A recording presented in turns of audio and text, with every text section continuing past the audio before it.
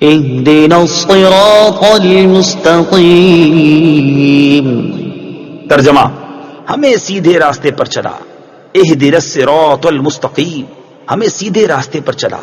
تفسیر صراط الجنان میں اس کی تفسیر کچھ اس طرح ہے: اللہ تعالیٰ کی ذات و صفات کی معرفت کے بعد اس کی عبادت اور حقیقی مددگار ہونے کا ذکر کیا گیا، اور اب یہاں سے ایک دعا سکھائی جا رہی ہے کہ بندہ یوں عرض کرے: اے اللہ عز و جل، تو نے اپنی توفیق سے ہمیں سیدھا راستہ دکھا دیا، اب ہماری اس راستے کی طرف ہدایت میں اضافہ فرما اور ہمیں اس پر ثابت قدم رکھ۔ صراط مستقیم کا معنی: صراط مستقیم سے مراد عقائد کا سیدھا راستہ ہے جس پر تمام انبیاء کرام علیہ الصلوۃ والسلام چلے، یا اس سے مراد اسلام کا سیدھا راستہ ہے جس پر صحابہ کرام رضی اللہ تعالی عنہم، بزرگان دین اور اولیاء اعظام رحمت اللہ تعالی علیہم چلے، جیسا کہ اگلی آیت میں موجود بھی ہے۔ اور یہ راستہ اہل سنت کا ہے کہ آج تک اولیاء کرام صرف اسی مسلک کے اہل سنت میں گزرے ہیں، اور اللہ تعالیٰ نے انہی کے راستے پر چلنے اور انہی کے ساتھ ہونے کا فرمایا ہے۔ فرمان باری تعالیٰ ہے: یا ایہا الذین آمنوا اتقوا اللہ وکونوا مع الصادقین۔ ترجمہ: اے ایمان والو، اللہ سے ڈرو اور سچوں کے ساتھ ہو جاؤ۔ ابن ماجہ کی حدیث ہے، حضرت انس رضی اللہ تعالیٰ عنہ سے روایت ہے، سید المرسلین صلی اللہ تعالیٰ علیہ وسلم نے ارشاد فرمایا: بے شک میری امت کبھی گمراہی پر جمع نہیں ہوگی، اور جب تم لوگوں میں اختلاف دیکھو تو تم پر لازم ہے کہ سواد اعظم یعنی مسلمانوں کے بڑے گروہ کے ساتھ ہو جاؤ۔ ترمذی شریف کی حدیث ہے، حضرت عبداللہ بن عمر رضی اللہ تعالیٰ عنہما سے روایت ہے، نبی اکرم صلی اللہ تعالیٰ علیہ وسلم نے ارشاد فرمایا: بنی اسرائیل 72 فرقوں میں تقسیم ہو گئے تھے، اور میری امت 73 فرقوں میں تقسیم ہو جائے گی، ان میں سے ایک کے علاوہ سب جہنم میں جائیں گے۔ صحابہ کرام نے عرض کی: یا رسول اللہ صلی اللہ تعالی علیہ وسلم، نجات پانے والا فرقہ کون سا ہے؟ ارشاد فرمایا: وہ اس طریقے پر ہوگا جس پر میں اور میرے صحابہ ہیں۔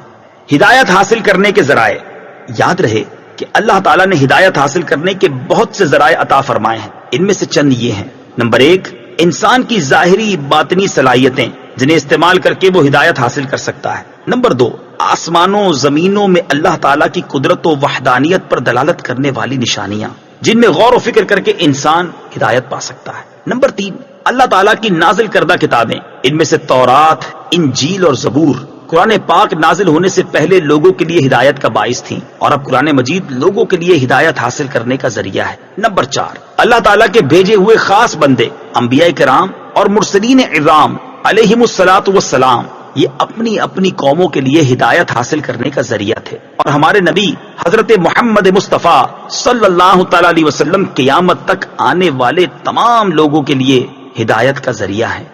آیت اہدنا الصراط المستقیم سے معلوم ہونے والے احکام: اس آیت سے 3 باتیں معلوم ہوئیں۔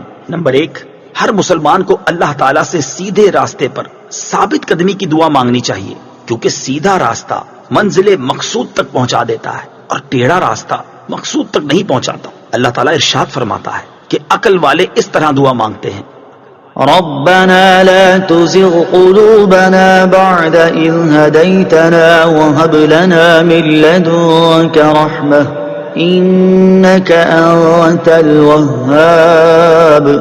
ترجمہ: اے ہمارے رب، تو نے ہمیں ہدایت عطا فرمائی ہے، اس کے بعد ہمارے دلوں کو ٹیڑھا نہ کر اور ہمیں اپنے پاس سے رحمت عطا فرما، بے شک تو بڑا عطا فرمانے والا ہے۔